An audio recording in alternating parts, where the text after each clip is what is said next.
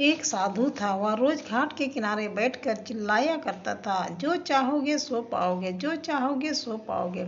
बहुत से लोग वहां से गुजरते थे, पर कोई भी उसकी बात पर ध्यान नहीं देता था और सब उसे एक पागल आदमी समझते थे।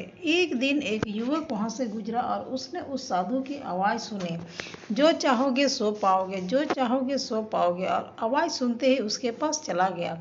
उसने साधु से पूछा, महाराज, आप बोल रहे थे कि जो चाहोगे सो पाओगे, तो क्या आप मुझको वो दे सकते हैं जो मैं चाहता हूँ? साधु उसकी बात को सुनकर बोला, हाँ बेटा, तुम जो कुछ भी चाहता है मैं उसे जरूर दूंगा, बस तुम मेरी बात माननी होगी। लेकिन पहले ये तो बताओ कि तुम्हें आखिर चाहिए क्या? युवक बोला, मेरी एक ही ख्वाहिश है, मैं हीरों का एक बहुत बड़ा व्यापारी बनना चाहता हूँ। साधु बोला, कोई बात नहीं, मैं तुम्हें एक हीरा और एक मोती देता हूँ। उसे तुम जितने भी हीरे मोती बनाना चाहोगे बना पाओगे। और ऐसा कहते हुए साधु ने अपना हाथ आदमी की हथेली पर रखते हुए कहा, पुत्र, मैं तुम्हें दुनिया का सबसे अनमोल हीरा दे रहा हूँ।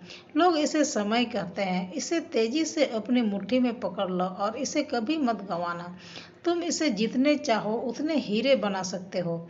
युवक अभी कुछ सोच ही रहा था कि साधु उसका दूसरी हथेली पकड़ते हुए बोला, पुत्र, इसे पकड़ो, यह दुनिया का सबसे कीमती मोती है। लोग इसे धैर्य कहते हैं। जब कभी समय देने के बावजूद परिणाम न मिले तो इस कीमती मोती को धारण कर लेना।